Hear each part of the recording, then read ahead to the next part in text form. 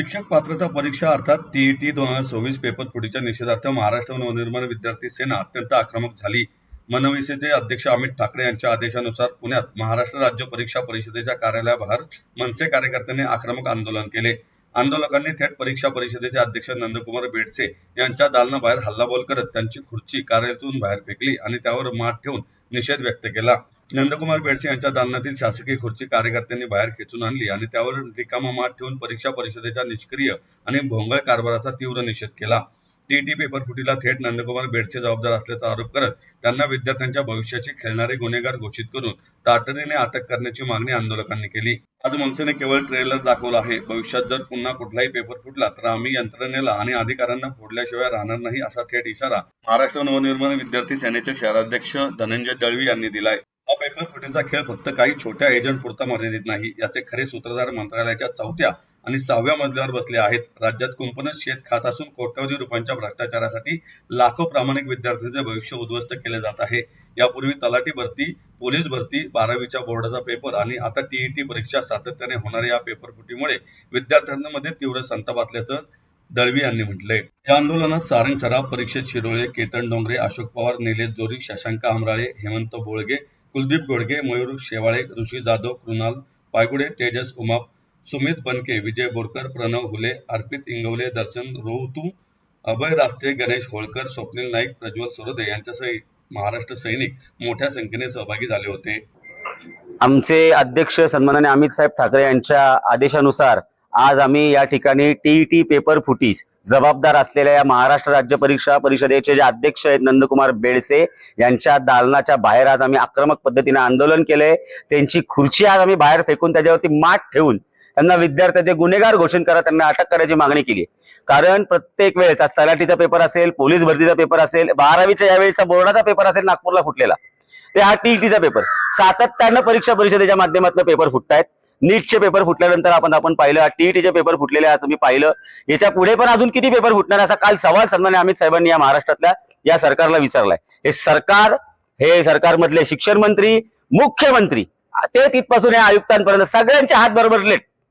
सगळ्यांनी याच्यामध्ये कोट्यवधी रुपयाचा भ्रष्टाचार करून 5 पैशांसाठी यांनी लाखो विद्यार्थ्यांच्या भविष्याशी त्यांनी खेळलेले, लाखो विद्यार्थ्यांचं भविष्य त्यांनी उद्ध्वस्त केलेले। या भविष्य विद्यार्थ्यांचं उद्ध्वस्त करणारे हे जे सूत्रधार आहेत पेपर फुटीचे, जे भिवंडीला पकडले गेलेत ते त्यांचे एक प्यादे आहेत। ह्याची सूत्र ही मंत्रालयाच्या 6व्या मजल्यापर्यंत आहेत, याची सूत्र ही यातल्या 4थ्या मजल्यापर्यंत आहेत। आणि जोपर्यंत यांचे खरे सूत्रधार पकडले जाणार नाहीत तोपर्यंत या प्रामाणिक विद्यार्थ्यांना न्याय मिळणार नाही, आणि तोपर्यंत न्याय मिळणार नाही तोपर्यंत आमचं आंदोलन कंटिन्यू राहणार आहे। आज आम्हाला आंदोलनाची माहिती असताना इथे कुठलेही उच्चपदस्थ अधिकारी अवेलेबल नव्हते, अन्यथा त्यांच्या ऑफिसला कायमस्वरूपी टाळं ठोकण्यासाठी आज मनविसे रस्त्यावरती उतरली होती।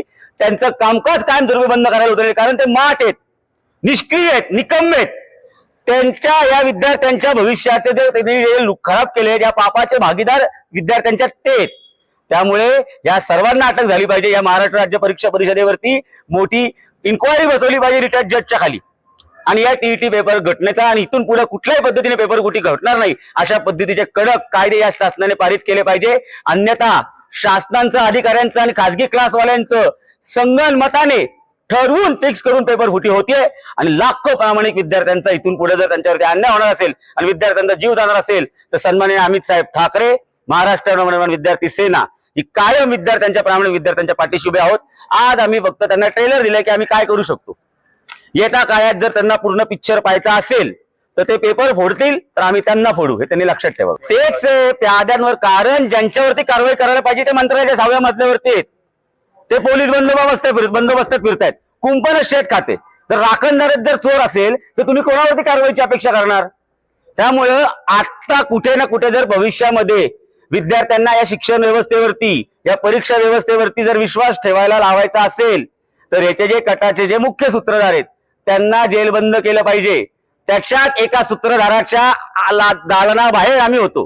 12वीचा बोर्डाचा पेपर सुद्धा असाच फुटला, त्यावेळी जे टेलिग्रामवर केलं, अजूनही बघा शिवाजीनगर पोलीस स्टेशनमध्ये जाऊन त्याच्यावरती कुठलीही पुढची ऍक्शन झालेली नाही, तपास सुद्धा झालेला नाही। दरवेळेस अशाच पद्धतीने केलं जातं।